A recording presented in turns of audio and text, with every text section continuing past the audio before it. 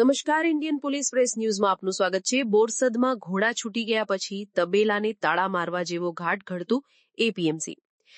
આખા રાજ્યમાં 15મી ઓગસ્ટના સ્વાતંત્ર્ય પર્વની ઉજવણી ભારે ધામધૂમથી ઉજવવામાં આવી.